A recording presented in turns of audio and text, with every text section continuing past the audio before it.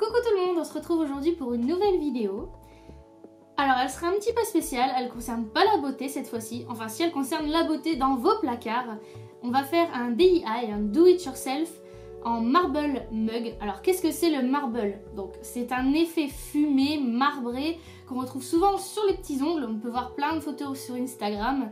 Donc j'ai jamais testé pour les ongles, mais il n'y a pas si longtemps, une amie m'a fait voir sa création sur ses propres tasses toutes blanches et je trouvais que l'effet était vraiment sympa.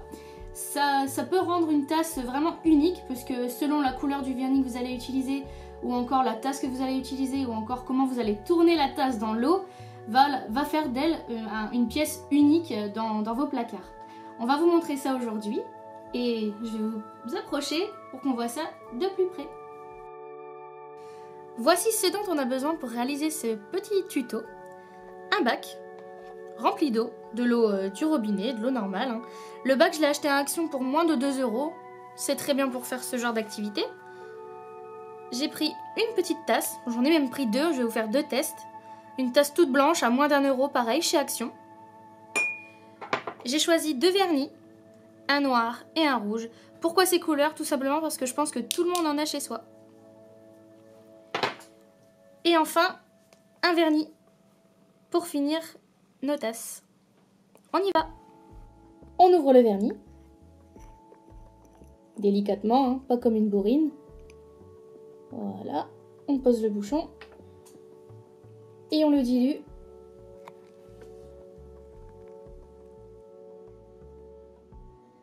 Voilà, vous faites des mouvements à l'intérieur. Là, c'est un Sephora, hein, donc je vais vous dire que je m'en fiche un petit peu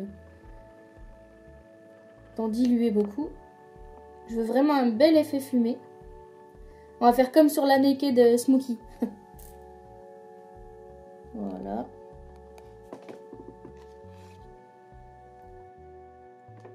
On le repose. Et on vient tremper notre tasse.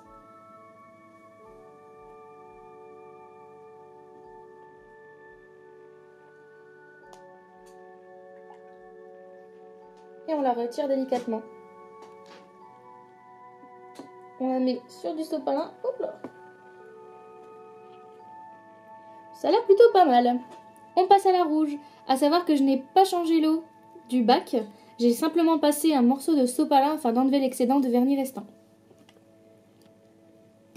En tout cas, je peux vous dire que je suis plutôt satisfaite du résultat. Vous aurez la surprise juste après. On refait la même chose. On déverse le vernis. N'hésitez pas à en mettre. Hein. C'est pour ça qu'il ne faut pas utiliser un vernis de grande marque, sinon vous auriez trop mal au cœur. Je vais essayer d'en mettre un peu plus que celle d'avant. Pour donner plus de peps. N'hésitez pas à faire des petits motifs et tout ça. Voilà. On va insérer la tasse dans l'eau. C'est parti.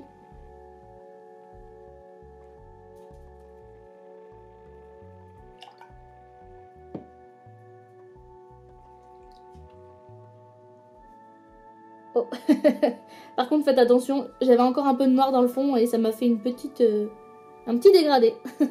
J'aurais du noir et du rouge sur celle-ci. Et vous la reposez sur votre sopalin.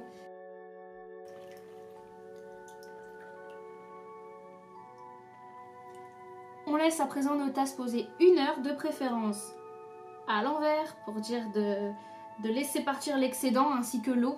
Préférez par exemple, moi j'ai pris le couvercle de mon bac, comme ça au moins il y a des petites stries qui permettent de ne pas être sur une surface plane et de donc ne pas coller à votre table ou quelque chose comme ça. On passe à la suite. Voici le résultat sur nos deux tasses. Un aspect fumé, avec quelques pâtés. Bon, c'est une première pour moi aussi. Hein. Donc surtout, essayez quand vous le faites de ne pas mettre de l'eau à l'intérieur, car le vernis va également du coup s'immiscer à l'intérieur de la tasse, et je pense pas que ce soit super bon dans le café. Donc, à éviter. On va déposer ce vernis acrylique. J'ai pris un gloss, donc de préférence, parce que j'aime bien ce qui brille. Vous en déposez sur la tasse de manière plutôt généreuse. Et à l'aide d'un pinceau, vous l'appliquez sur l'intégralité de la tasse, hein, pas uniquement où vous avez l'effet marble qui s'est inséré. Donc ça va vous faire une sorte de coloration bleutée. Voilà, c'est parce que c'est noir.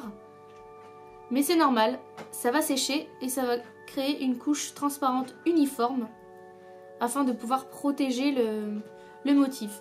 Donc par contre, je ne suis pas une grosse buveuse de café, mais ça m'étonnerait que cela passe en lave-vaisselle. Et pareil, si vous faites avec l'éponge gratte-gratte, quand vous faites votre vaisselle, je suis pas sûre que ça résiste. Donc faites bien attention. Voilà, nos tasses sont terminées. Bon, c'est sympa, j'aime bien. Par contre, je reprécise encore, lavez-les à la main. Faites attention, parce que sinon vous allez aller me commenter en me disant « Oui, mais ces tasses, on peut pas les passer au lave-vaisselle, le motif il s'enlève. » J'ai bien dit, il faut laisser sécher de préférence une journée. Ça, vous l'appliquez, c'est super important. Et bien sûr, c'est de préférence une tasse à utiliser de temps à autre, pas le mug dans lequel vous allez boire votre café ou votre chocolat tous les matins avant d'aller travailler. Voilà, j'espère que ce petit tuto vous a plu. Fanny, si tu passes par là, celles-ci sont les miennes. Elles sont plus jolies que les tiennes. Je vous dis à bientôt.